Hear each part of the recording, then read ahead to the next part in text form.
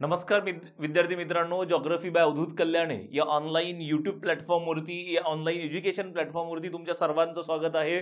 आज काय बघणार आहात तर आपला जो काही आपण सिरीज सुरू केली आहे मास्टर क्लास सिरीज, ह्या मास्टर क्लास सिरीज मधला भाग 3 बघणार आहात आपण। मास्टर क्लास सिरीज कशासाठी सुरू केली हे तुम्हाला चांगलं माहिती असेल।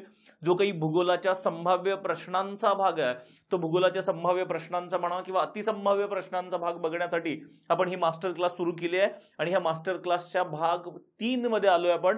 पटकन प्रश्नांना सुरुवात करूयात, पण प्रश्नाला सुरुवात करण्याच्या अगोदर मला माझी एक सर्वांना विनंती असेल, रिक्वेस्ट असेल, जर तुम्ही आतापर्यंत आपलं यूट्यूब चॅनल किंवा इथं जर बघितलं यूट्यूब चॅनल जॉईन केलं नसेल तर जॉग्रफी बाय अवधूत कल्याणे हे यूट्यूब चॅनल जॉईन करून ठेवा। कारण मागचे जे काही आपण लेक्चर्स घेतलेत यूट्यूबवरती व्ह्यूज तर खूप सारे आलेत, प्रतिक्रिया तर खूप साऱ्या आल्यात, पण त्या प्रमाणामध्ये विद्यार्थ्यांनी आणखी आपलं यूट्यूब चॅनल जॉईन केलं नाही। कृपया यूट्यूब चॅनल जॉईन करून ठेवा। त्याच्यानंतर ह्या लेक्चरच्या ज्या काही पीडीएफ्स आहेत किंवा इतर भूगोलाची माहिती आहे, रोज भूगोलाचे आपल्याला जे काही ऑब्जेक्टिव्ह प्रश्न सोडवायला मिळतात ते कुठे मिळतात तर आपल्या टेलिग्राम चॅनलवरती मिळतात। ही टेलिग्राम चॅनल पण जॉईन करून ठेवाल, ही सर्वांना विनंती आहे माझी। आता मूळ मुद्द्याकडे येऊयात, प्रश्न क्रमांक 1 कडे जाऊयात। प्रश्न क्रमांक 1 काय सांगते आपल्याला, 2001 ते 2011 या दशवार्षिक कालखंडात महाराष्ट्रातील लोकसंख्या वाढीचा दर किती टक्क्याने घटलाय? ही गोष्ट, ह्याचा अर्थ डेफिनेटली दर काय झालाय, घटलाय। दर घटला याचा अर्थ 2001 मध्ये आपण लोकसंख्या वाढीचा दशवार्षिक वृद्धी दर बघितला तर तो किती होता, 22.73% इतका होता 2001 च्या जनगणनेनुसार। 2011च्या जनगणनेनुसार हा किती झालाय तर एक्झॅक्टली गेलो आपण तर 15.99% इतका झालाय। ह्याचा अर्थ लोकसंख्या वाढीचा दशवार्षिक दर काय झालाय, महाराष्ट्रामध्ये घटलाय। आणि हा किती टक्क्याने घटलाय तर हा याची जर वजाबाकी केली तर 6.74% महाराष्ट्रात लोकसंख्या वाढीचा दर घटलाय। 6.74 कुठं दिसतंय आपल्याला तर पर्याय क्रमांक 3 मध्ये आपल्याला ह्याचं उत्तर दिसेल की 6.74% महाराष्ट्रामध्ये लोकसंख्या वाढीचा दर घटलाय। लोकसंख्या वाढीचा दर हा जो काही भाग आहे, ह्या भागामध्ये आणखी काय विशेष लक्षात ठेवाल तर पहिले 2 जिल्हे लक्षात ठेवा। कुठं सर्वाधिक जास्त लोकसंख्या वाढीचा दर असणारे पहिले 2 जिल्हे, ठाणे जिल्हा 36% लोकसंख्या वाढ आहे। दुसरा कोण असेल तर पुणे जिल्हा 30% लोकसंख्या वाढ आहे। सर्वात कमी लोकसंख्या वाढीच्या दरामध्ये गेलात तर पहिले 3 जिल्हे लक्षात ठेवा।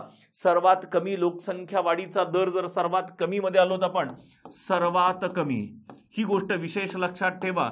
सर्वात कमी पहिला कोण असेल तर मुंबई शहर आहे। मुंबई शहर, कारण मुंबई शहर -7.57% लोकसंख्या वाढीचा दर आहे। निगेटिव्ह आहे, म्हणजे लोकसंख्या वाढली नाही, लोकसंख्या घटली मुंबई शहर मध्ये। 2 कोण असेल तर रत्नागिरी असेल। कोण असेल, रत्नागिरी। रत्नागिरीमध्ये बघाल तर 4.8% लोकसंख्या, पण ही पण कशी आहे, निगेटिव्ह मधले रेट आहे। आणि त्याच्यानंतर तिसरा कोण असेल तर सिंधुदुर्ग असेल। कोण असेल, सिंधुदुर्ग जिल्हा असेल, जिथं -2.21% लोकसंख्या काय झाली आहे, घटली आहे। हे पहिले 3 जिल्हे कमी मधले लक्षात ठेवा, जास्त मधले किमान 2 लक्षात ठेवा प्रिलिम्सला जाताना। ठाणे जिल्हा, त्याच्यानंतर पुणे जिल्हा, तिसरा तुम्हाला माहिती आहे औरंगाबाद। त्यावेळेसचा औरंगाबाद, आता जरी छत्रपती संभाजीनगर असेल तर जनगणना होताना मात्र त्यावेळेस औरंगाबाद होता, तर नाव औरंगाबादच राहील जनगणनेसाठी नाव 2000। तिसरा कोण असेल तर औरंगाबाद असेल, जास्त वाले कमी वाले। त्याच्यानंतर लोकसंख्या वाढीचा जो काही दर आहे ना आपला 2011चा, हा 15.99। ह्या लोकसंख्या वाढीच्या दराच्या बाबतीत महाराष्ट्र देशात कितव्या क्रमांकावरती आहे तर महाराष्ट्र देशात 21व्या क्रमांकावरती आहे। ही पण गोष्ट विशेष बघून जा, एवढा भाग डेटा, एवढा प्रिलिम्सला डेटा बघून जा। जर एमपीएससीने थोडंसं आणखी अवघड विचारलं तर आपल्याला काय विचारू शकते एमपीएससी की हा जो काही लोकसंख्या वाढीचा दर आहे ना, हा दर आतापर्यंत सर्वाधिक जास्त कधी होता, कधी होता एवढं विचारलं जाईल। 1961 ते 1971 ह्या कालखंडामध्ये लोकसंख्या वाढीचा दर महाराष्ट्राचा सर्वाधिक जास्त होता, तो जवळजवळ 27.45% इतका होता। किती, 27.45% इतका होता। आणि हा कालखंड आहे 61 ते 71चा कालखंड आहे। जनगणना कोणती होती तर 1971 ची जनगणना होती। कोणती, 1971 ची जनगणना कालखंड 61 ते 71 किती होता 27.45, सर्वाधिक जास्त आतापर्यंत सर्वात जास्त दशवार्षिक वृद्धी दर आहे महाराष्ट्राचा. त्याच्यानंतर बाकीच्या गोष्टी असतील. इथं पर्याय क्रमांक काय असेल? पर्याय क्रमांक 3 हे उत्तर असेल. पुढे येऊया दुसऱ्या प्रश्नावरती येऊया. दुसरा प्रश्न काय सांगतोय बघा, अयोग्य विधान ओळखा म्हणते. अयोग्य जी गोष्ट आपल्याला योग्य अयोग्य मध्ये त्या शब्दाला अंडरलाईन करा. पेपर वाचत असताना ज्यावेळेस तुम्ही प्रश्न सोडवता फायनल एक्झाम मध्ये सगळ्या प्रश्नाला अंडरलाईन करत बसू नका. काय करा, अयोग्य विचारलंय आपल्याला एवढं लक्षात राहतं की आपल्याला अयोग्य विचारलंय, मग आता वाचायला सुरुवात करा. अलिबाग हे रायगड जिल्ह्याचं मुख्यालय आहे. अलिबाग हे रायगड जिल्ह्याचं मुख्यालय. रायगड जिल्हा आहे ज्याचं नाव अगोदर कुलाबा होतं. 1981 मध्ये नाव बदललं, कुलाबाचं रायगड झालं. आता रायगड नावाचं असं कुठलंही शहर नाहीये, रायगड नावाचा कुठलाही तालुका नाहीये. रायगड हे फक्त जिल्ह्याला दिलेलं नाव आहे. मग ह्याचं मुख्यालय कुठेतरी असणं गरजेचं आहे ना. जसं पुणे शहर आहे, पुणे शहर पुणे जिल्ह्याचं मुख्यालय आहे. किंवा छत्रपती संभाजीनगर शहर आहे जे छत्रपती संभाजीनगर जिल्ह्याचं मुख्यालय आहे. तसं रायगड नावाचं कुठं शहर दिसत नाही तुम्हाला. मग ह्याचं मुख्यालय कोण आहे? तर अलिबाग हे मुख्यालय. हे विधान काय असेल? हे विधान बरोबर असेल. आता दुसऱ्या नंबरवरती येऊयात. बोरिवली हे मुंबई उपनगर जिल्ह्याचं मुख्यालय आहे. आता जिल्हा आहे तर त्याचं मुख्यालय असणं गरजेचं आहे ना, हेडक्वार्टर असणं गरजेचं आहे. तर मुंबई उपनगरमध्ये 3 तालुके येतात. कोण असेल? अंधेरी, बोरिवली आणि कुर्ला. पण ह्या 3 पैकी हे जे काही 3 तालुके आहेत, अंधेरी, बोरिवली आणि कुर्ला, ह्या 3 तालुक्यांपैकी मुंबई उपनगरचं कुणीही मुख्यालय नाही. मुंबई उपनगरचं मुख्यालय कोण आहे? तर मुंबई उपनगरचं मुख्यालय बांद्रा म्हणून ठिकाण आहे. कुठलं? बांद्रा म्हणून ठिकाण आहे. ही गोष्ट लक्षात ठेवा. काय असेल? बांद्रा हे ठिकाण मुंबई उपनगर जिल्ह्याचं मुख्यालय. बोरिवली नाही. विधान काय असेल? विधान चुकीचं असेल. अयोग्य विधान विचारले आपल्याला. काय असेल? तर पर्याय क्रमांक 2 हे उत्तर असेल. ही गोष्ट लक्षात ठेवा. सिंधुदुर्ग जिल्हा, सिंधुदुर्ग जिल्ह्याचं नाव आहे ओरोस बुद्रुक म्हणून ठिकाण आहे. ओरोस बुद्रुक हे सिंधुदुर्गचं मुख्यालय आहे. ही पण गोष्ट लक्षात ठेवा, आपल्याला माहिती असायला पाहिजे. मुंबई शहरमध्ये कुठलंही मुख्यालय नाही. मुंबई शहर हे स्वतः एक शहर आहे आणि ते जिल्हा पण आहे आणि तेच हेडक्वार्टर आहे त्याचं. त्याच्यामुळे तिथं कुठलंही हेडक्वार्टर असण्याचं काही कारण नाही. पण रायगड, अलिबाग, मुंबई उपनगर, बांद्रा हे मुख्यालय आहे. आणि सिंधुदुर्गमध्ये गेलात तर ओरोस बुद्रुक हे मुख्यालय. आपल्याला अयोग्य विचारलं तर पर्याय क्रमांक 2 असेल. फक्त ब विधान अयोग्य आहे, अयोग्य आहे. त्याच्यानंतर पुढे येऊयात. योग्य विधाने ओळखा. कोण असेल? योग्य विधाने ओळखा. पहिलं विधान काय सांगतंय बघा आपल्याला. कोकण हा डोंगरांनी व्यापलेला परंतु कमी उंचीचा सखल मैदानी प्रदेश आहे. शब्द व्यवस्थित वाचा. कोकणामध्ये तुम्ही शिकला असाल, कोकणामध्ये उत्तर कोकण आणि दक्षिण कोकण असा फरक पडतो. कोकणामध्ये उत्तर कोकण काय? उत्तर कोकण थोडासा रुंद आहे. मग पालघर असेल, ठाणे असेल, मुंबई शहर, मुंबई उपनगर, रायगड जिल्हावाला भाग जर बघितला तर हा उत्तर कोकणामध्ये येतो. उत्तर कोकण थोडासा रुंद आहे, रुंदी जास्त आहे. डोंगराळ प्रदेश कमी आहे, सपाट मैदानी प्रदेश कसा आहे? जास्त आहे. मग काय असेल? कमी उंचीचा सखल मैदानी प्रदेश आहे. हे स्टेटमेंट, अर्ध स्टेटमेंट कोणासाठी लागू होतंय? हे अर्ध स्टेटमेंट उत्तर कोकणसाठी लागू होतंय. पण इथं जर बघितला कोकण हा डोंगरांनी व्यापलेला असं म्हणतंय. मग आता दक्षिण कोकणामध्ये या, रत्नागिरी सिंधुदुर्ग मध्ये या. रत्नागिरी सिंधुदुर्ग कसा आहे? कमी रुंदीचा आहे, रुंदी कमी आहे पण डोंगर जास्त आहेत, डोंगराळ प्रदेश जास्त आहे. म्हणजे हे डोंगरांनी व्यापलेला हे कोणासाठी लागू होतं? दक्षिण कोकणासाठी लागू होतं. उत्तर कोकण आणि दक्षिण कोकणाची वैशिष्ट्ये एकाच विधानामध्ये मांडली गेली आहेत. कोकण हा डोंगरांनी व्यापलेला परंतु कमी उंची असणारा सखल मैदानी प्रदेश आहे. हे स्टेटमेंट काय असेल? हे स्टेटमेंट बरोबर असेल. दुसऱ्या गोष्टीवरती येऊयात. दुसरं स्टेटमेंट काय सांगतंय? सह्याद्रीची उंची दक्षिणेकडून उत्तरेकडे वाढत जाते असं म्हणतायत. सह्याद्रीची आहे, महाराष्ट्रवाला पोर्शन आहे. महाराष्ट्रामध्ये सह्याद्रीची उंची कोणत्या बाजूला जास्त आहे? तर उत्तर बाजूला जास्त आहे. आणि कोणत्या बाजूला कमी आहे? तर दक्षिण बाजूला कमी आहे. ह्याचं कारण काय? सह्याद्री मधली जी काही प्रमुख शिखर आहेत 1400, 1500, 1600 मीटर उंचीची, ही सह्याद्रीच्या उत्तर बाजूला आहेत. मग नाशिक असेल, अहमदनगर असेल, पुणे असेल आणि साताऱ्याची एकदम उत्तर बाजू. पण साताऱ्याच्या दक्षिण बाजूला सांगलीमध्ये, कोल्हापूरमध्ये 1000, 800, 900 मीटर कमी उंचीची शिखरं दक्षिण बाजूला आहेत आणि उत्तर बाजूला जास्त उंचीची शिखरं आहेत. ह्याचा अर्थ सह्याद्रीची उंची उत्तरेकडे जास्त आहे आणि दक्षिणेकडे कशी आहे? ती दक्षिणेकडे कमी आहे. म्हणून दक्षिणेकडून उत्तरेकडे उंची काय होत जाते? वाढत जाते. हेही विधान कसं असेल? हेही विधान बरोबर आहे. दोन्ही विधानं कशी असतील? दोन्ही विधानं बरोबर आहेत. म्हणजे दोन्ही अ आणि ब योग्य, अ आणि ब योग्य. पर्याय क्रमांक काय असेल? पर्याय क्रमांक 2 हे उत्तर असेल आपलं. बरोबर. त्याच्यानंतर प्रश्न क्रमांक 4 वरती जाऊयात. प्रश्न क्रमांक 4 काय सांगतोय आपल्याला? गडचिरोली जिल्हा वगळता, म्हणजे गडचिरोलीचा विचार नाही आता, महाराष्ट्रात सर्वात कमी लोकसंख्येची घनता असणारा जिल्हा. सर्वात कमी लोकसंख्येची घनता महाराष्ट्रामध्ये सर्वाधिक जास्त आणि सर्वात कमी लोकसंख्येचे घनतेचे जिल्हे जर तुम्ही बघितले असतील तर सर्वात कमी घनता कुठे आहे तर गडचिरोलीमध्ये आहे. 74 इतकी लोकसंख्येची घनता आहे. पण आपल्याला विचारलं की गडचिरोली वगळायचं आहे आपल्याला. गडचिरोली वगळून कोणता जिल्हा सर्वात कमी लोकसंख्येच्या घनतेचा असतंय जर असेल असं विचारलंय किंवा आहे असं विचारलंय, सर्वात कमी कोण असेल तर गडचिरोली. सर्वात कमी कोण असेल तर गडचिरोली जिल्हा असेल, बरोबर 74. त्याच्यानंतर दुसऱ्या क्रमांकावरती कोण येणार आहे? दुसऱ्या क्रमांकावरती सिंधुदुर्ग जिल्हा येईल.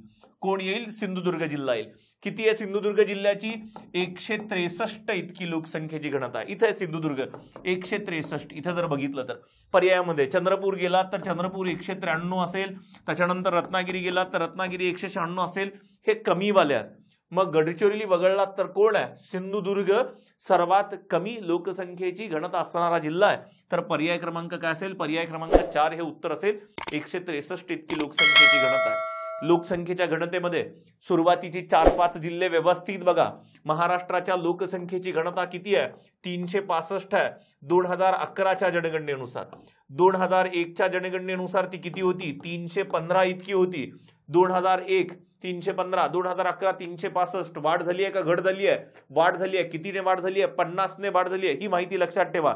सर्वात जास्त लोकसंख्येची घनता असणारे जिल्हे मुंबई उपनगर, मुंबई शहर, त्याच्यानंतर ठाणे, पुणे, कोल्हापूर. सर्वात कमी लोकसंख्येची घनता असणारा गडचिरोली, सिंधुदुर्ग, चंद्रपूर, रत्नागिरी.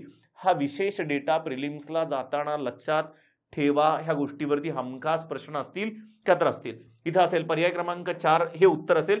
गडचिरोली नंतर सर्वात कमी लोकसंख्येची घनता कोणाची आहे? सिंधुदुर्गची आहे. पुढे येऊयात. सीजीएम आणि व्हॅनिडियम म्हणजे प्रश्न. सीजीएम आणि व्हॅनिडियम ही नाव वाचले की तुमच्या डोक्यामध्ये क्लिक व्हायला पाहिजे की प्रश्न कशाशी रिलेटेड आहे? खनिज संपत्तीशी रिलेटेड आहे. खनिज संपत्तीचं नाव ऑलरेडी दिलंय तुम्हाला. बघा तुम्ही प्रश्न वाचलात ना, पूर्ण प्रश्न वाचण्याच्या अगोदरच तुम्हाला कळेल की काय विचारलेलं असू शकतं. खनिज संपत्तीचं नाव दिलंय, काय विचारलं जाऊ शकतं? जिल्हा विचारला जाऊ शकतो किंवा प्रमाण विचारलं जाऊ शकतं तर किंवा त्याचे प्रकार विचारले जाऊ शकतात. पण सीजीएम व्हॅनिडियम मध्ये कुठले प्रकार महाराष्ट्रामध्ये नाहीत. ह्यांचं प्रमाण महाराष्ट्रात अत्यंत कमी आहे. त्यामुळे पर्सेंटेज विचारलं जाण्याची शक्यता खूप कमी आहे. काय विचारलं जाईल? ह्यांचं लोकेशन विचारलं जाईल. लोकेशन म्हणजे काय तर जिल्हे विचारले जातील. म्हणजे सीजीएम व्हॅनिडियम ही खनिज मूलद्रव्ये खालीलपैकी कोणत्या जिल्ह्यात आढळतात? प्रश्न वाचता वाचता तुम्हाला उत्तर क्लिक झालं पाहिजे. पटकन तुम्ही पर्यायामध्ये सीजीएम व्हॅनिडियम फक्त 2 जिल्ह्यामध्ये आढळतं. चंद्रपूर नागपूरमध्ये आढळतं का? नाही. कोल्हापूर सिंधुदुर्गमध्ये नाही. रायगड रत्नागिरीमध्ये नाही. कुठे आहे? भंडारा आणि गोंदिया ह्या 2 जिल्ह्यांमध्ये ही सीजीएम व्हॅनिडियम ही खनिज मूलद्रव्य आढळतात महाराष्ट्रामध्ये. सीजीएम व्हॅनिडियम सोबत काय बघाल? तांबे बघा, टंगस्टन बघा, त्याच्यानंतर अभ्रक बघा, त्याच्यानंतर जिप्सम बघा, त्याच्यानंतर एस्बेस्टॉस ही कुठे आढळतात? जसं एस्बेस्टॉस अहमदनगर पुण्यामध्ये आहे, जिप्सम पुण्यामध्ये आहे, सिंधुदुर्गमध्ये आहे. अभ्रक कुठं असेल तर अभ्रक सिंधुदुर्गमध्ये असेल. अशी गोष्टी बेसिक गोष्टी बघून जा. जी अत्यंत कमी प्रमाणात आढळतात महाराष्ट्रात त्यांचे जिल्हे बघा. पण लोह खनिज असेल, बॉक्साईट असेल, मॅग्नीज असेल ह्यांचे साठे जरा जास्त प्रमाणात आहेत तर त्यांचे थोडेसे सब लोकेशन बघा. जसं लोह खनिजाच्या बाबतीत गडचिरोली असेल तर गडचिरोलीमध्ये आणखी कुठं लोह खनिज आढळतं अशी काही महत्वाची सब लोकेशन्स माहिती असणं गरजेचं आहे. जी महत्वाची खनिज संपत्ती आहे लोह खनिज, बॉक्साईट, मॅग्नीज ह्यांचे महाराष्ट्रात साठे किती टक्के आहेत? देशाच्या एकूण साठ्यांमध्ये त्याचं प्रमाण किती आहे? सेम गोष्ट दगडी कोळशाच्या बाबतीत असेल. पण लोकेशन प्रिलिम्सला सर्वाधिक जास्त प्रश्न खनिज संपत्तीवरती कशावरती विचारलेत तर जिल्हा वाईज लोकेशन वरती विचारलेत. सीजीएम व्हॅनिडियम कुठे आहे? भंडारा गोंदिया. पर्याय क्रमांक 2. 6व्या प्रश्नावरती येऊयात. महाराष्ट्र शासनाचं अपारंपरिक ऊर्जा निर्मिती धोरण खालीलपैकी कोणत्या वर्षी घोषित करण्यात आलं? साधा फॅक्च्युअल गोष्ट आहे. फॅक्च्युअल प्रश्न तुम्हाला माहिती असणं अपेक्षित आहे. 2020 ह्या वर्षामध्ये महाराष्ट्र शासनाने आपलं अपारंपरिक ऊर्जा निर्मिती धोरण अशी काही महत्वाची अलीकडं 2021, 2020, 2019 मध्ये अलीकडं अशी जर काही धोरणं किंवा काही पॉलिसीज महाराष्ट्र शासनाने जर काही निर्माण केल्या असतील, जसं महाराष्ट्राचं पर्यटन धोरण आहे ते माहिती पाहिजे तुम्हाला. त्याच्यानंतर महाराष्ट्रामध्ये नीलक्रांती धोरण ठरवलंय ते मागच्या एक्झामला विचारलं होतं. अशी काही धोरणं असतील तर अशी धोरणं तुम्हाला माहिती असायला पाहिजेत. अपारंपरिक ऊर्जा निर्मिती धोरण कधीचं आहे तर 2020चं आहे. पर्याय क्रमांक 4 हे उत्तर असेल. त्याच्यानंतर 7व्या प्रश्नावरती जाऊयात. काय विचारलं? योग्य विधाने ओळखा. सगळ्या प्रश्नाला अंडरलाईन करत बसू नका. योग्य की अयोग्य तर योग्य विधाने ओळखा. महाराष्ट्रात सर्वाधिक लिंग गुणोत्तरावरती परत लोकसंख्येशी संबंधित प्रश्न आहे. सर्वाधिक लिंग गुणोत्तर असणारे पहिले 3 जिल्हे कोकण विभागातल्यात असं त्यांचं म्हणणं आहे. म्हणजे महाराष्ट्रामध्ये लिंग गुणोत्तर किती आहे? महाराष्ट्रात लिंग गुणोत्तर 2011च्या जनगणनेनुसार महाराष्ट्रात 929 इतकं लिंग गुणोत्तर आहे. मग ते सर्वाधिक जास्त कुठं आहे? महाराष्ट्रामध्ये सर्वाधिक जास्त लिंग गुणोत्तर कुठं आहे? तर पहिला जिल्हा रत्नागिरी जिल्हा. कुठला जिल्हा असेल? पहिला रत्नागिरी जिल्हा असेल. बरोबर. रत्नागिरी जिल्ह्यामध्ये किती लिंग गुणोत्तर आहे? 1122 इतकं लिंग गुणोत्तर आहे. दुसरा जिल्हा कोण आहे? सिंधुदुर्ग जिल्हा आहे. कोण आहे? सिंधुदुर्ग जिल्हा. किती आहे? 1036 इतकं लिंग गुणोत्तर आहे. तिसरा जिल्हा कोण आहे? गोंदिया जिल्हा आहे. गोंदिया. किती आहे लिंग गुणोत्तर? 999 इतकं लिंग गुणोत्तर आहे. किती? 999. मग कोण येतं? सातारा येतं 988. त्याच्यानंतर कोण येतं? भंडारा येतं 982 इतकं लिंग गुणोत्तर आहे. म्हणजे पहिल्या 3 जिल्ह्यांमध्ये 2 तर कोकणातल्या, पण तिसरा मात्र कोकणातला नाही. म्हणजे हे विधान काय असेल? हे विधान चुकीचं असेल. पहिले 2च जिल्हे कोकणातल्या, तिसरा जिल्हा मात्र विदर्भातला आहे. त्याच्यामुळे विधान काय असेल? अविधान चुकीचं असेल. त्याच्यानंतर विधान ब कडे जाऊयात. महाराष्ट्रात सर्वात कमी लिंग गुणोत्तर, म्हणजे इथं सर्वाधिक जास्त वाले विचारलेत तर सर्वात कमी लिंग गुणोत्तर असणारे पहिले 3 जिल्हे कोकण विभागातले आहेत. जसं जास्त मध्ये बघितलं तर तसं सर्वात कमी लिंग गुणोत्तर, सर्वात कमी लिंग गुणोत्तरामध्ये कोण येतं? मुंबई शहर येतं. मुंबई शहर किती आहे? 832 इतकं लिंग गुणोत्तर आहे. त्याच्यानंतर दुसरं कोण येईल? तर मुंबई उपनगर येईल. कोण येईल? मुंबई उपनगर येईल. किती आहे? 868 इतकं लिंग गुणोत्तर आहे. किती? 868 इतकं. तिसरा कोण असेल? तर ठाणे. ठाणे किती आहे? 886 इतकं लिंग गुणोत्तर आहे. म्हणजे पहिले 3 जिल्हे. त्याच्यानंतर कोण येईल? तर त्याच्यानंतर पुणे येईल 915. त्याच्यानंतर कोण येईल? बीड येईल 916 लिंग गुणोत्तर. पण आपल्याला 3च विचारले पहिले, तर मुंबई शहर, मुंबई उपनगर, ठाणे, 3ही जिल्हे कुठले आहेत? डेफिनेटली कोकण विभागातले आहेत. म्हणजे हे विधान बरोबर आहे. आपल्याला योग्य विधान विचारलंय, ब विधान योग्य आहे. म्हणजे पर्याय क्रमांक काय बरोबर असेल? पर्याय क्रमांक 2 ह्याचं उत्तर असेल. पर्याय क्रमांक 2 ह्याचं उत्तर असेल. ही गोष्ट व्यवस्थित लक्षात ठेवा. लिंग गुणोत्तराच्या बाबतीत महाराष्ट्रामध्ये आत्ता लिंग गुणोत्तर किती आहे? 2001 मध्ये लिंग गुणोत्तर किती होतं? तर 922 इतकं लिंग गुणोत्तर होतं. वाढ झाली आहे का घट झाली आहे? 922 वरून 929 झालंय. 7 ने वाढ झाली आहे. कंबाईन 2020 ला हा डिफरन्स विचारून झाला होता तुम्हाला, फक्त ऑप्शन्स तिथे व्यवस्थित नव्हते म्हणून प्रश्न कॅन्सल झालाय. लिंग गुणोत्तरात कितीने वाढ झाली आहे? 7 ने वाढ झाली आहे. मग सर्वाधिक जास्त लिंग गुणोत्तर असणारे जिल्हे, सर्वात कमी लिंग गुणोत्तर असणारे जिल्हे, हे बघणं गरजेचं आहे. त्याच्यानंतर लिंग गुणोत्तराच्या बाबतीत महाराष्ट्र देशात कितव्या क्रमांकावरती आहे?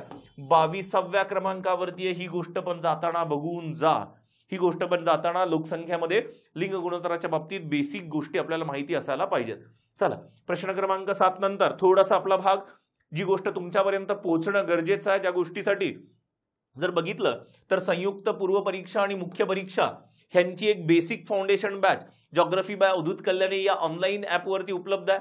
ज्यांना वाटते की नाही आत्ता फक्त प्रिलिम्स केली पाहिजे, तो जर भाग बघितला तर संयुक्त गट ब आणि क 2023 साठी जी काही पूर्व परीक्षेची बॅच आहे त्याच्यामध्ये महाराष्ट्र भारत ह्या सगळ्या बॅचेस आता ऑलमोस्ट प्रिलिम्सच्या दृष्टिकोनातून कंप्लीट झालेल्या आहेत.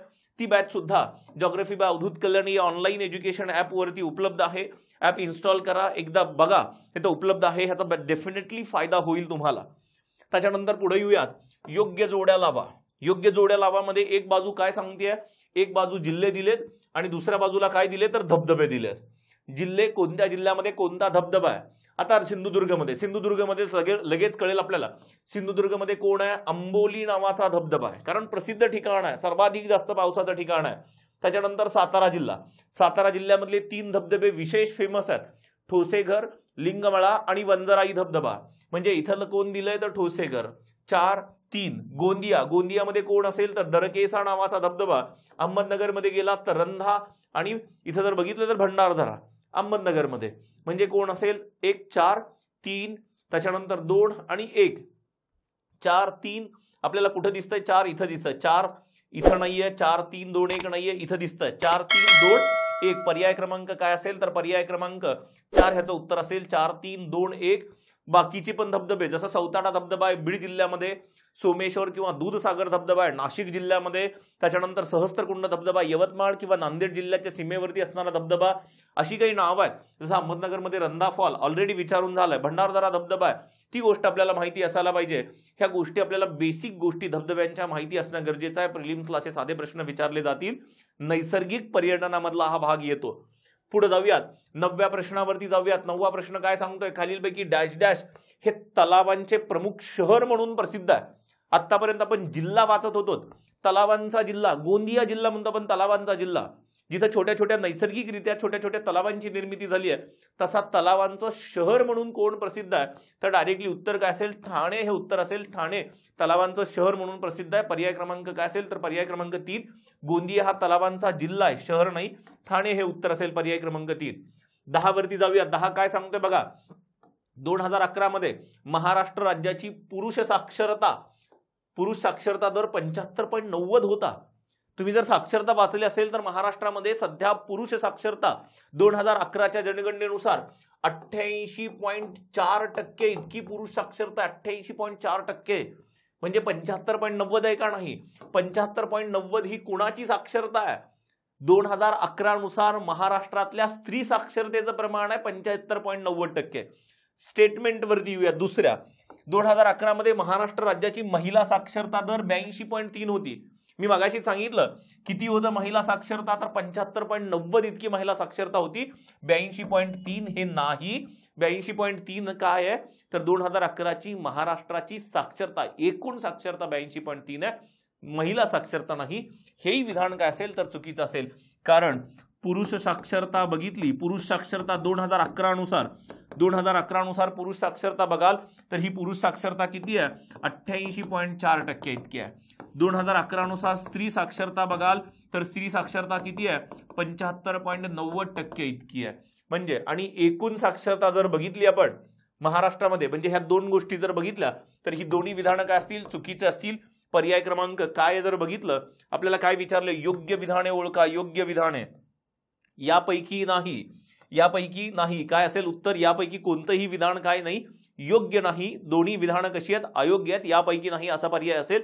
साक्षरतेच्या बाबतीत काय बघाल, 2001 मध्ये महाराष्ट्रामध्ये किती साक्षरता होती, 2001 मध्ये महाराष्ट्रामध्ये बघाल तर 76.88% साक्षरता होती, 76.88%. मग 2011 मध्ये किती झाली आहे, 2011 मध्ये बघाल तर 82.33 इतकी साक्षरता झाली आहे, 82.33 इतकी. वाढ किती झाली आहे महाराष्ट्राच्या साक्षरतेमध्ये जर बघितलं आपण तर महाराष्ट्राच्या साक्षरतेमध्ये वाढ 5.45% झाली आहे. किती वाढ झाली आहे, तर महाराष्ट्राच्या साक्षरतेच्या दरामध्ये 5.45% वाढ झाली आहे. ही गोष्ट पण लक्षात ठेवा, हा रेट लक्षात ठेवा. 2011ची आकडेवारी थोडीशी विशेष लक्षात ठेवा, विचारली जाऊ शकते. पुरुष साक्षरता किती, स्त्री साक्षरता किती, ह्यांच्यातला डिफरन्स कदाचित विचारला जाऊ शकतो. ह्यांच्यातला डिफरन्स काढाल तर ह्यांच्यातला डिफरन्स किती होतो, साधारणतः महाराष्ट्रामध्ये 2011ची पुरुष साक्षरता आणि स्त्री साक्षरता ह्यांच्यामध्ये डिफरन्स जवळजवळ 12.5% डिफरन्स येतो. ही गोष्ट पण आपल्याला कदाचित विचारली जाऊ शकते, ती गोष्ट आपल्याला माहिती पाहिजे. पर्याय क्रमांक याचं काय असेल, पर्याय क्रमांक 4 उत्तर असेल. खालील विधानांचा विचार करा. अरबी समुद्राच्या पश्चिमेकडील भाग म्हणजे अरबी समुद्राला लागून असणारा भाग, सखल भागाला खलाटी म्हणतो. आपल्याला एक गोष्ट माहिती आहे, खलाटी म्हणजे खालचा भाग. खालचा भाग म्हणजे कमी उंचीचा भाग. कमी उंचीचा भाग म्हणजे कुठला, समुद्र किनारपट्टीचा लागून असणारा भाग. समुद्र किनारपट्टीचा लागून असणारा भाग. इकडे तुमचा समुद्राचा भाग आहे. समुद्राच्या भागापासून हळूहळू तुम्ही सह्याद्रीकडे चाललात तर हा भाग जर बघितला तर हा भाग सह्याद्रीवाला परिसर असेल. इथं समुद्र किनारपट्टी आहे तर समुद्र किनारपट्टीला लागून असणारा भाग काय म्हणून ओळखला जातो, जो कमी उंचीचा आहे, ज्याचा उतार मंद आहे, तो भाग खलाटी. त्याच्यानंतर खलाटी संपल्यानंतर पूर्वेकडे सह्याद्रीच्या पायथ्यापर्यंतचा भाग काय म्हणून ओळखला जातो, जिथं थोडेसा उतार काय, इथं जर बघितलं तर उंची पटकन वाढते, उतार तीव्र आहेत, तो भाग कोण असेल, तर वलाटीवाला भाग असेल. खलाटी म्हणजे कोण आहे, जो अरबी समुद्राला चिटकून असणारा कमी उंचीचा भाग खलाटी. खलाटीच्या पूर्वेकडं ज्याची उंची थोडीशी वाढत जाते सह्याद्रीच्या पायथ्यापर्यंत, पश्चिम पायथ्यापर्यंत, तो भाग कोण असेल, तर वलाटी. ही स्टेटमेंट सांगते अरबी समुद्राकडील पश्चिमेकडील सखल भाग, सखल म्हणजे कमी उंचीचा भाग म्हणजे खलाटी. म्हणजे विधान काय असेल, विधान बरोबर असेल. खलाटीच्या पूर्वेला जो डोंगराळ प्रदेश आहे, खलाटीच्या पूर्वेला जो डोंगराळ प्रदेश आहे, इथं जरा उतार जास्त आहेत, उंची जास्त आहे, 250 ते 300 मीटर उंचीचा भाग आहे, डोंगराळ प्रदेश आहे, तर डोंगराळ प्रदेश त्याला वलाटी म्हणतात. वलाटी म्हणजे वरचा भाग, ज्याची उंची जास्त आहे, तो भाग. म्हणजे हेही विधान कसं असेल, हेही विधान बरोबर असेल. अयोग्य विधान विचारले आपल्याला, अयोग्य विधान याच्यातलं कुठलंही विधान काय असेल, खलाटीच्या पूर्वेला जो डोंगराळ भाग आहे तो वलाटी. म्हणजे दोन्ही विधानं बरोबर आहेत. इथं काय असायला पाहिजे होतं, इथं जर बघितलं अ आणि ब योग्य, इथं पर्याय काय असेल, अयोग्य विधानापैकी अ आणि ब दोन्ही योग्य असतील असा पर्याय. आपल्याला विधान विचारलं जरी अयोग्य असेल पण तशी विधानं नाही आहेत ना, दोन्ही विधानं योग्य आहेत, तर आपल्याला काय सांगावं लागेल, अ आणि ब दोन्ही विधानं कशी आहेत, अ आणि ब दोन्ही विधानं योग्य आहेत. पर्याय क्रमांक काय असेल, पर्याय क्रमांक 4 ह्याचं उत्तर असेल. कुठलंही विधान अयोग्य नाही. खलाटी वलाटी आपल्याला माहिती असेल. त्याच्यानंतर पुढे येऊयात. खालीलपैकी योग्य विधान ओळखा. खालीलपैकी योग्य विधाने ओळखा. हरिश्चंद्र बालाघाट या डोंगर रांगेमध्ये पाचगणी हे टेबल लँड प्रसिद्ध आहे. टेबल लँडची रचना माहिती आपल्याला. टेबल लँड म्हणजे काय, ज्यावेळेस एखाद्या पर्वतरांगेचे घाटमाथे सपाट असतात, एखाद्या पर्वतरांगेचे घाटमाथे कसे असतात, घाटमाथे सपाट असतात, त्यावेळेस हा सपाट घाटमाथ्याचा जो काही प्रदेश आहे, ह्या सपाट घाटमाथ्याच्या प्रदेशामुळे इथं रचना कशी निर्माण झाली आहे, टेबलासारखी रचना निर्माण झाली आहे. अशा सपाट घाटमाथ्यांच्या प्रदेशाला टेबल लँड म्हटलं जातं. टेबल लँड वरती येऊयात. हरिश्चंद्र बालाघाटमध्ये पाचगणी. पाचगणी येतं कुठं, साताऱ्यामध्ये येतं. साताऱ्यामध्ये हरिश्चंद्र बालाघाट डोंगर रांग आहे का, नाही. साताऱ्यामध्ये कोणती आहे, शंभू महादेव डोंगर रांग आहे. म्हणजे विधान कसं असेल, चुकीचं असेल. सातमाळा अजिंठामध्ये, सातमाळा अजिंठा डोंगर रांगेमध्ये सप्तशृंगी मंदिर आणि अजिंठा लेण्या ही प्रसिद्ध आहेत. सातमाळा अजिंठा कुठून सुरू होते, नाशिकमध्ये. नाशिक मधल्या तौला शिखरापासून ही सुरू होते. त्याच्यानंतर नाशिकमध्ये कळवण तालुक्यातून जाते. ही सातमाळावाली जी काही रांग आहे ती नाशिकमध्ये सातमाळा म्हणून ओळखली जाते. ती नाशिक मधल्या कळवण मधून जाते. तर कळवण मध्ये कोण आहे, कळवण वणी सप्तशृंगी देवीचं मंदिर आहे. त्याच्यानंतर पुढं ह्याच सातमाळा डोंगर रांगा कुठे येतात, छत्रपती संभाजीनगरमध्ये येतात. छत्रपती संभाजीनगरच्या उत्तर बाजूने जातात. मग छत्रपती संभाजीनगरच्या उत्तर बाजूने कोण आहे, अजिंठा लेण्यात. वेरूळ नाही, अजिंठा लेण्यात. अजिंठा लेण्या म्हणून तर नाव पडलं अजिंठा. सातमाळा अजिंठा ह्या डोंगर रांगेला नाव का बरं पडलंय, ह्या डोंगर रांगेमध्ये कोणत्या, जगप्रसिद्ध अजिंठा लेण्यात म्हणून नाव पडले. म्हणजे विधान काय असेल, विधान ब बरोबर असेल. शंभू महादेव, तिसऱ्या विधानाकडे जाऊयात. शंभू महादेव डोंगर रांगांमध्ये शिवनेरी हा प्रसिद्ध किल्ला आहे. शंभू महादेव डोंगर रांगा आल्या कुठं, सातारा आणि सांगली जिल्ह्यामध्ये. शिवनेरी किल्ला आला कुठं, पुणे जिल्हा जुन्नर तालुका. तिथं पुण्याचा संबंध ह्या शंभू महादेव डोंगर रांगासोबत आहे का, नाही. त्यातल्या त्यात आणखी हा किल्ला पुण्याच्या उत्तर बाजूला आहे आणि डोंगर रांगा सुरू होतात साताऱ्यामधून. म्हणजे हेही विधान कसं असेल, हेही विधान चुकीचं असेल. योग्य विधान ओळखा असं म्हटलं आपल्याला. फक्त ब हे योग्य विधान असेल. पर्याय क्रमांक 2. पर्याय क्रमांक 2 फक्त ब हे योग्य विधान असेल. त्याच्यावरती जाऊया. त्याच्यानंतर खालीलपैकी अयोग्य विधान ओळखा. खालीलपैकी अयोग्य विधान ओळखा. अयोग्य विधान काय, रेगूर मृदा ही बेसाल्ट खडकाच्या विदारणापासून निर्माण झाली आहे. रेगूर मृदा, कापसाची काळी मृदा ही कुणापासून निर्माण होते, तर बेसाल्टच्याच खडकापासून निर्माण होते, बेसाल्ट पासून.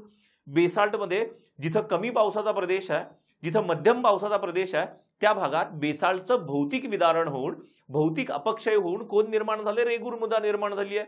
विधान काय असेल, बरोबर असेल. दुसरी गोष्ट काय सांगते आपल्याला ब विधान, काळी मृदा पाणी धरून ठेवण्याची क्षमता जास्त असते.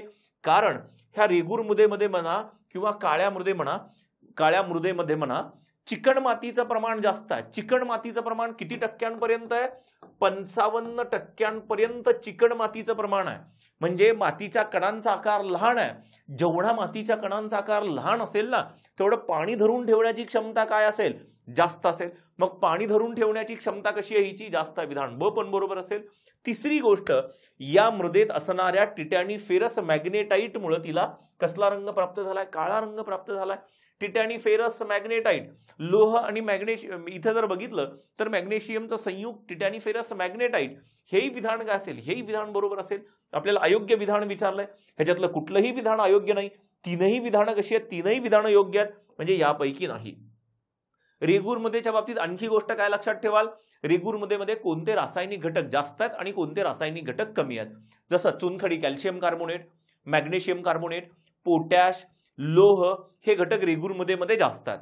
कमी कशाची आहे, नायट्रोजन, फॉस्फरस, सेंद्रिय पदार्थाची कमतरता आहे रेगूर मृदेमध्ये. ही गोष्ट लक्षात ठेवा तुम्हाला प्रिलिम्सला जाताना. 13 पर्याय क्रमांक काय असेल, पर्याय क्रमांक 4 याचं उत्तर असेल. त्याच्यानंतर खालीलपैकी योग्य विधाने ओळखा. विधान किंवा विधाने, गोदावरी नदीने किंवा गोदावरी नदी खोऱ्याने भारताचं 19% क्षेत्र व्यापलेलं असं म्हणतो. 19%. गोदावरी नदी खोरं जर बघितलं तर गोदावरी नदी खोरं कुठं पसरलंय, एक तर मध्य प्रदेश, महाराष्ट्र, तेलंगणा, आंध्र प्रदेश, छत्तीसगड आणि थोडासा भाग ओडिसामध्ये पसरलाय. ह्या 5-6 राज्यामध्ये जर बघितलं तर गोदावरी नदी खोरं पसरलाय. ह्या 5-6 राज्यामध्ये गोदावरी नदी खोऱ्याने किती भाग व्यापलाय हा जर बघितला, भारतामध्ये 3,13,389 चौरस किलोमीटर, 3,13,389 चौरस किलोमीटर संपूर्ण गोदावरी नदी खोरं आहे. भारतातलं गोदावरी नदी खोरं आहे. आणि हे भारताच्या किती टक्के भाग व्यापतंय? हे भारताच्या जवळजवळ 10% भाग व्यापते. 10%. 19% आहे का? नाही, 19% नाही. कारण भारताचं क्षेत्रफळ किती आहे? 32,87,263 चौरस किलोमीटर. त्याच्यापैकी हे किती टक्के भाग व्यापते? तर जवळजवळ 10% भाग व्यापते. 19% नाही. पहिलं विधान काय असेल? चुकीचं असेल. संपूर्ण गोदावरी खोऱ्याने महाराष्ट्राचे 49% क्षेत्र व्यापलंय. आता जे हे काही 3,13,389 हे संपूर्ण आहे, त्याच्यापैकी महाराष्ट्रात किती आहे? महाराष्ट्रात 1,53,779 चौरस किलोमीटर आहे. किती आहे? 1,53,779 चौरस किलोमीटर एकट्या महाराष्ट्रात आहे. आणि हे महाराष्ट्राच्या एकूण क्षेत्रफळापैकी किती? 49% भाग व्यापतंय. म्हणजे विधान ब काय आहे? विधान ब बरोबर आहे. विधान ब काय? विधान ब बरोबर आहे. म्हणजे आपल्याला काय विचारलं? योग्य विधाने ओळखा. फक्त ब विधान योग्य आहे. म्हणजे इथं जर बघितलं तर फक्त ब. पर्याय क्रमांक काय असेल? पर्याय क्रमांक 2 हे उत्तर असेल. अशा गोष्टी पण आपल्याला विचारल्या जाऊ शकतात. गोदावरी नदीच्या बाबतीत ही सर्वात मोठी नदी आहे. महाराष्ट्रामध्ये सर्वाधिक जास्त नदी खोरं कुणी व्यापलंय? तर गोदावरी नदी खोऱ्याने व्यापलंय. पुढे येऊयात 15व्या प्रश्नावरती. महाराष्ट्रातलं सर्वात उंच शिखर असलेल्या कळसुबाई शिखराची उंची किती आहे? किती सोपा प्रश्न वाटतो आपल्याला, पण एवढा सोपा प्रश्न विचारायला आयोग आता त्या लेवलचं राहिलं नाही. आयोग खूप पुढे गेलंय. आयोगाने प्रश्न जरी सोपा विचारला असला, आपल्या लगेच डोक्यात येतं अरे कळसुबाई आहे, महाराष्ट्रातलं सर्वात उंच शिखर आहे. किती आनंदामध्ये आपण उत्तर बाजूला लिहितो, 1646 मीटर. आनंदाच्या भरामध्ये आपण उत्तर लिहून ठेवतो पेपरवरती. ज्यावेळेस पर्याय बघतो ना आपण खाली, पर्याय बघा जरा, पर्याय बघा. पर्याय मीटरमध्ये नाहीत, पर्याय फुटामध्ये दिलेत. 45,000 फूट, 6,400 फूट, 5,400 फूट, 3,400 फूट. मग मात्र आपल्या दम मधली हवा सगळी बम निघून जाते. इथं जर बघितलं तर, कारण पाठ कशामध्ये केलंय? पाठ मीटर मध्ये केलंय. पण जरा दुसऱ्या अँगलने पण बघा, हे महाराष्ट्रातलं सर्वात उंच शिखर आहे.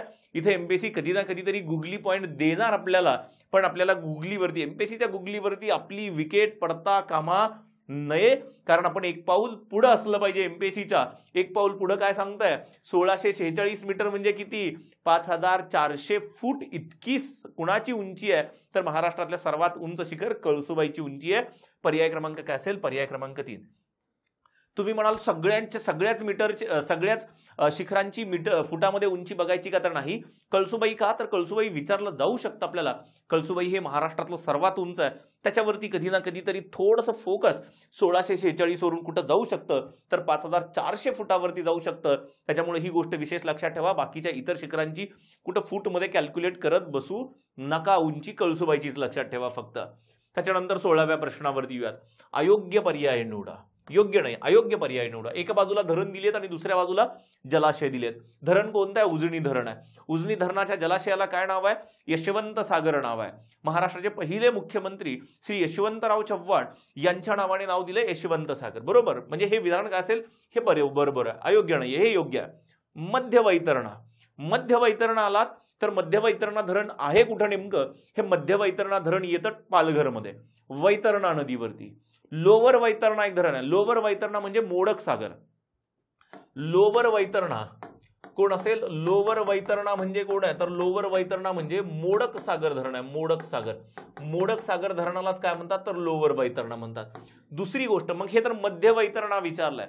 मध्य वैतरणा मुंबई शहराला पाणी पुरवठा करण्यासाठी निर्माण केलेलं धरण मध्य वैतरणा धरण.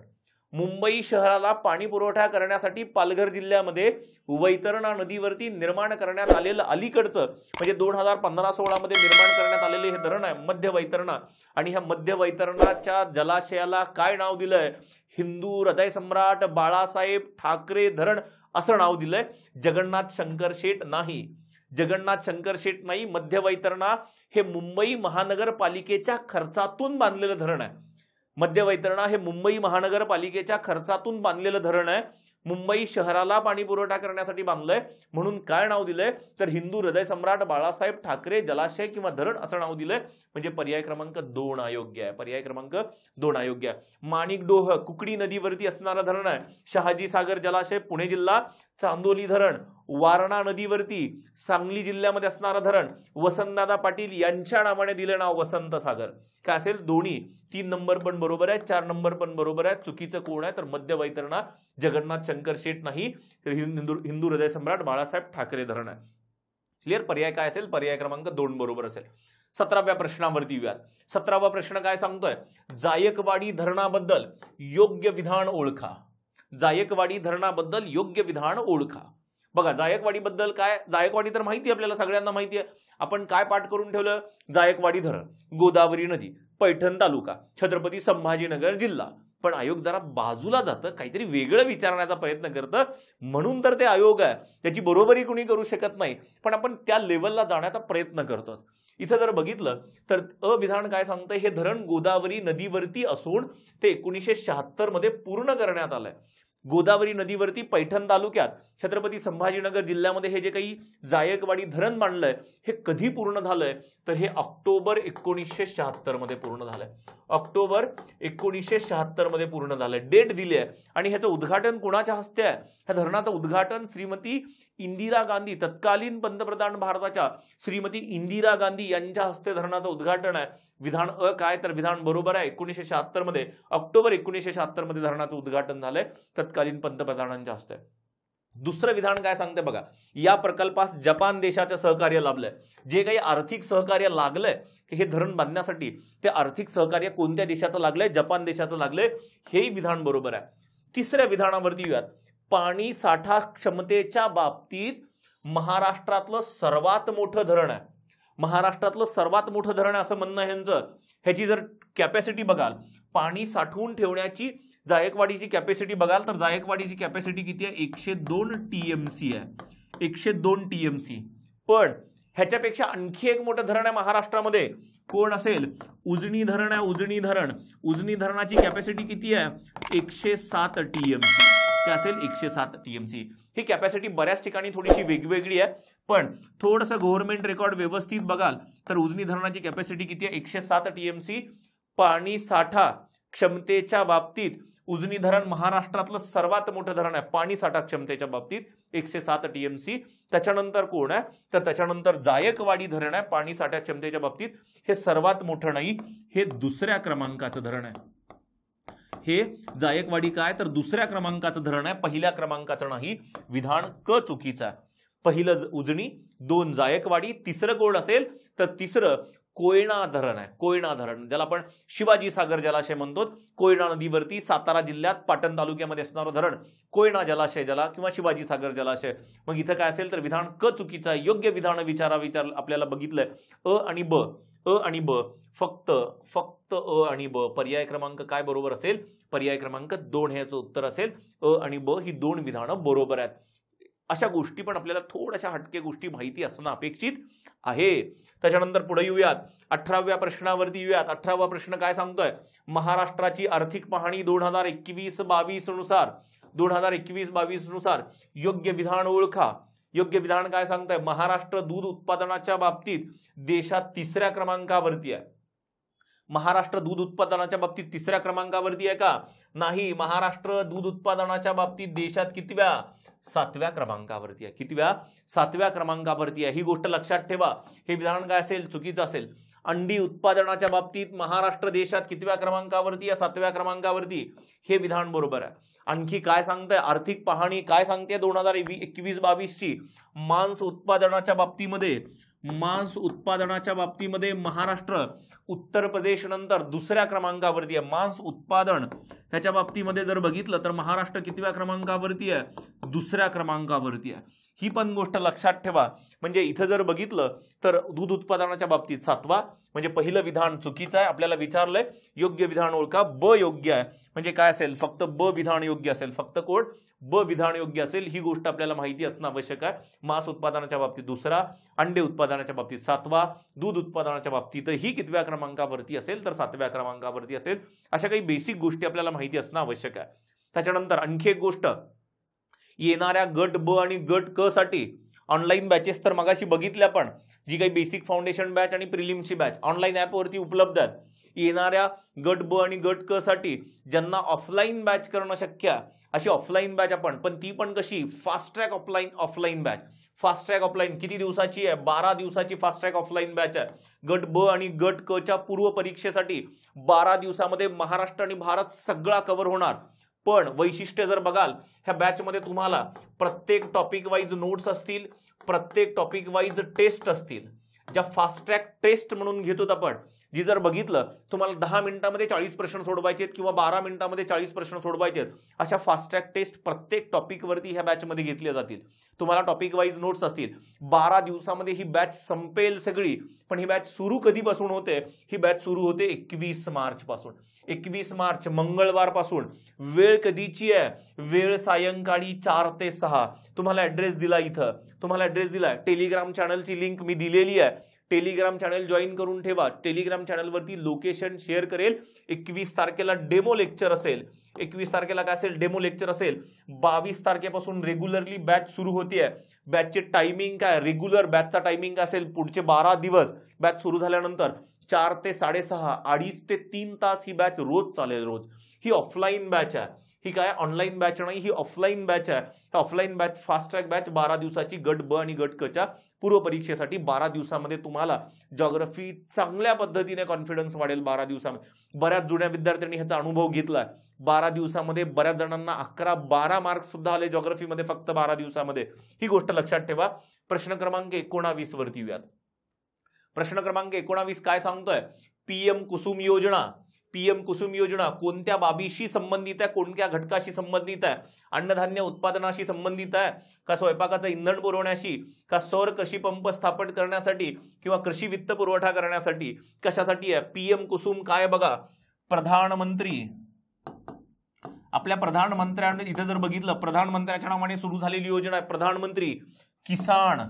किसान म्हणजे परत शेतकऱ्यांची, पण किसान ऊर्जा व उत्थान महाअभियान. उत्थान महाअभियान असं नाव आहे ह्याचं.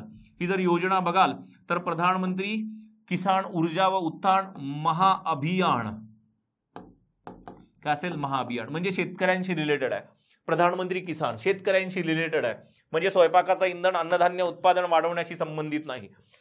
किसान आणि ऊर्जा ह्यांच्याशी संबंधित आहे, म्हणजे वित्त पुरवठ्याशी नाही तर सौर कृषी पंप पुरवण्याशी संबंधित आहे. शेतकऱ्यांना अत्यंत अल्प किमतीमध्ये, अत्यंत सबसिडीच्या दरामध्ये सौर कृषी पंप पुरवण्यासाठी कोणती योजना सुरू झाली आहे? तर प्रधानमंत्री किसान ऊर्जा व उत्थान महाअभियान सुरू झालंय.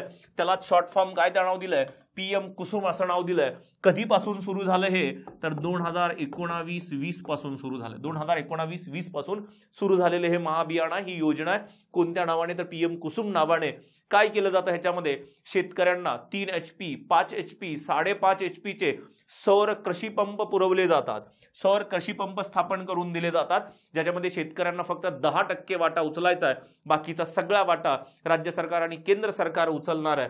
त्याच्यासाठी कुठलं अभियान आहे? तर हे प्रधानमंत्री किसान ऊर्जा व उत्थान महाअभियान आहे.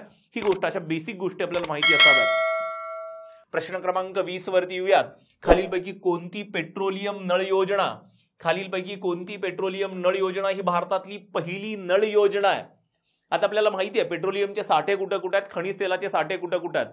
आसाममध्ये आहेत, महाराष्ट्रामध्ये बॉम्बे हायला आहेत, गुजरातमध्ये खंबा चाखातामध्ये आहेत, राजस्थानमध्ये आहेत. अशी पण एका ठिकाणाहून दुसरीकडे आपल्याला पेट्रोलियम किंवा पेट्रोलियम तुम्ही रिफाईन करता, रिफायनरीज आहेत वेगवेगळ्या ठिकाणी. रिफायनरीजमध्ये शुद्धीकरण प्रकल्पामध्ये ते जे काही तेल शुद्धीकरण केलंय हे वाहून कसं न्यायचं? टँकरच्या मार्फत नेलं तर ऍक्सिडेंट होण्याचे, लिकेज होण्याचे चान्सेस जास्त असतात. इफिशियन्सी कमी होते, वेळ जास्ती लागतो. म्हणून आपण काय करतो? पेट्रोलियम, नॅचरल गॅस हे काय करतो? पाईपलाईनच्या द्वारे वाहून नेतो.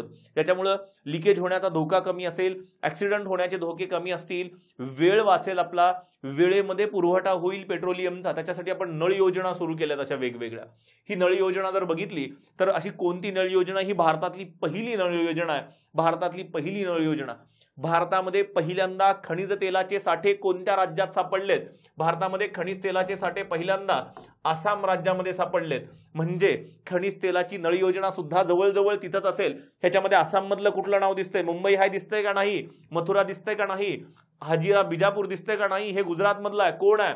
नहारकटिया, नुणमती, बरौनी.